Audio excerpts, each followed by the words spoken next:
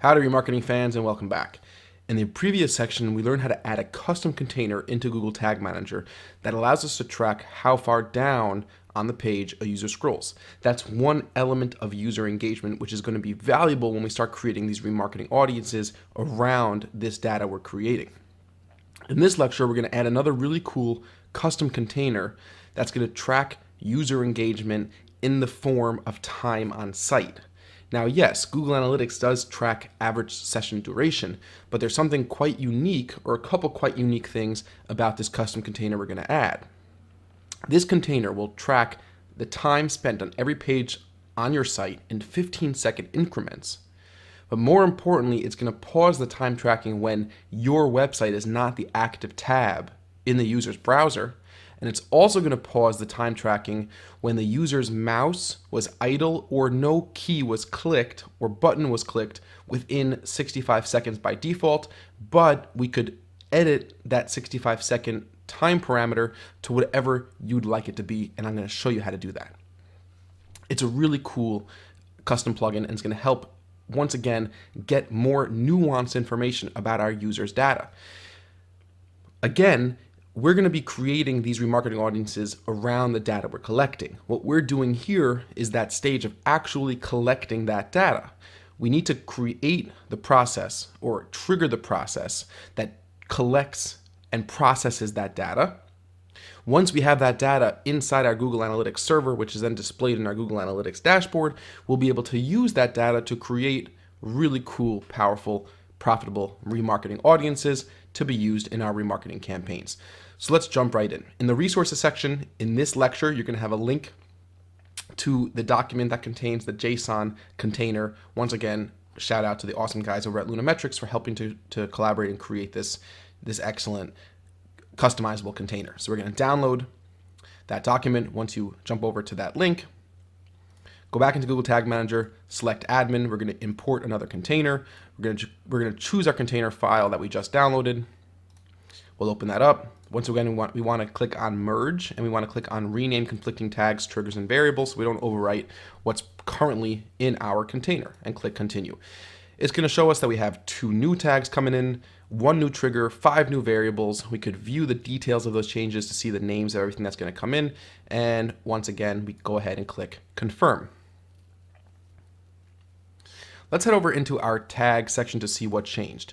Just without even leaving the overview pane, we could see that there are a bunch of unpublished changes here: 4 new tags, 2 new triggers, 7 new variables, now editing version 15 with 13 unpublished changes. But we can go over here into the tags area, and we're going to see we have a couple new things going on.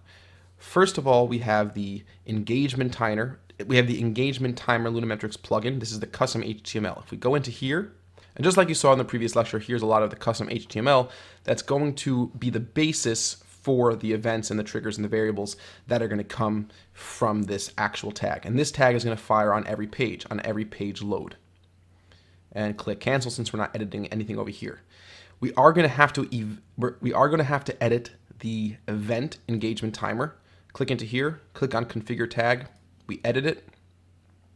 And we're going to have to go into Google Analytics and get our tracking ID again, as you know how to do. So let's jump into Google Analytics, grab our UA number, paste it in where it's supposed to be pasted in, and leave everything else as is. With this event, we're just going to have category and action. You could add your own label and value if you'd like, but the category is going to be time. We could label if we want time on site or engagement, whatever you want. So let's leave it as time on site. And the action is going to be a dynamic variable. And this is a dynamic variable, and if we jump into the variable section, we'll see that, which is coded in the custom HTML. That's going to send this information back to Google Analytics, how long in seconds we've been on the site. Go ahead and click Save Tag, and it's going to fire on that new trigger that came in. If we go into the trigger section, we'll see Event Engagement Timer is the trigger, and it's filtering based on different parameters that came in that custom coding in the custom container that we just set up. Variables, we'll see down here below some new variables: engagement timer, idle milliseconds, so on and so forth. About 1, 2, 3, 4, 5 different variables that this container imported for us, and we didn't have to do a thing to set it up. Once we really just made that one change that we have to make here, which is adding our UAID into the event tracking tag, we can go ahead into our preview mode and we can see how this tag is actually working on our site. So let's jump over into our site and we're going to get our dialog. And we see right away that the engagement timer Lunametric plugin tag fired right away, which it should. Now we're going to move around the page a little bit and let's wait a few seconds and watch what happens with this GA event engagement timer. Boom, right there. Okay, it fired, and that's going to be sending back probably that first 15-second timer. So if we go over to engagement timer on this in the actual tags firing pane on the left, click on engagement timer, and we click on variables. We'll see that the interval in milliseconds was 15,000, which is 15 seconds. Okay, engagement timer seconds over here, 15.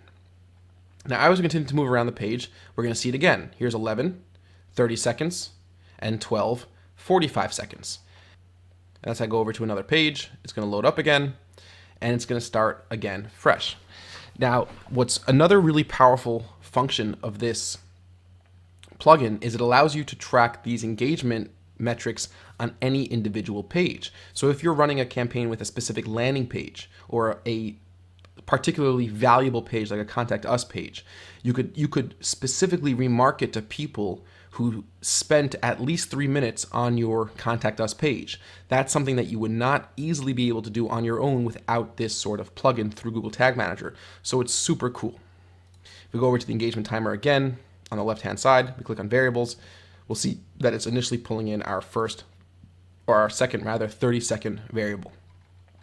Now, you know, as I've conditioned you, that we're going to continue to quality control test this implementation to see if it's actually working.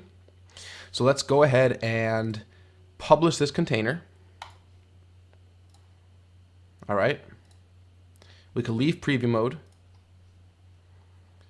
Let's go back and reload our site. And let's go to a new page and let's just wait around this page. We'll move a little bit. Click around a little bit. Go into the form. Just to, go back and forth. We don't want to be idle for too long, but it is 65 seconds, so we could be idle for a little bit. And now once we've spent some time on this page, let's go over to Google Analytics and see if the event is actually sending back to Google Analytics, which we obviously need it to do. Go back to our reporting. We'll go to real-time reporting. We'll go to events.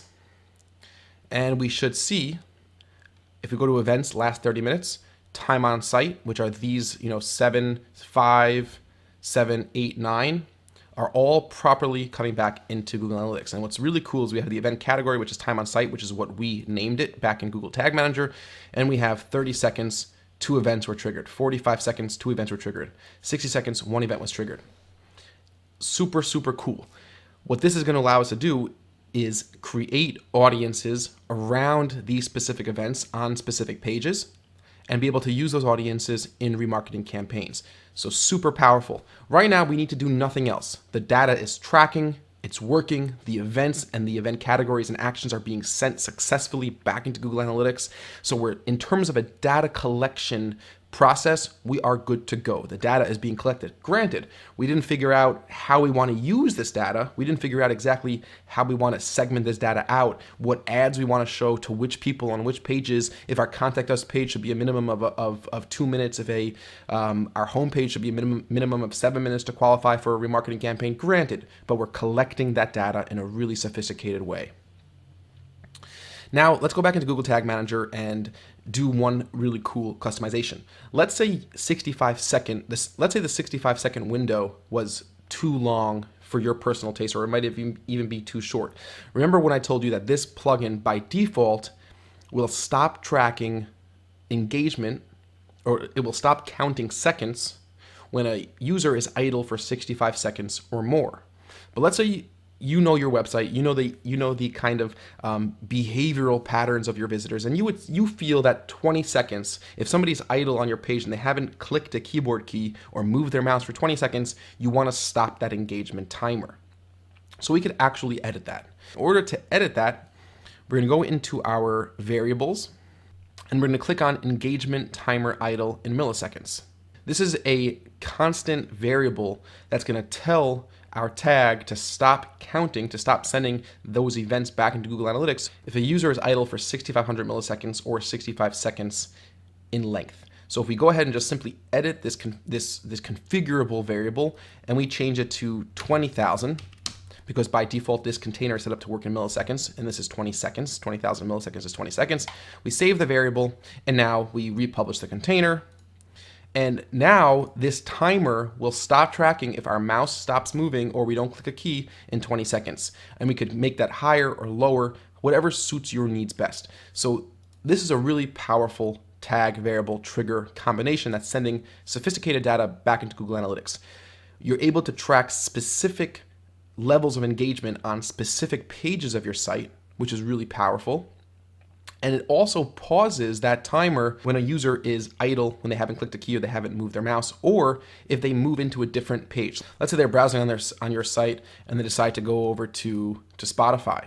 They're going to go hang out and watch some and listen to some music, or they're going to go over to Netflix and watch a video, or YouTube.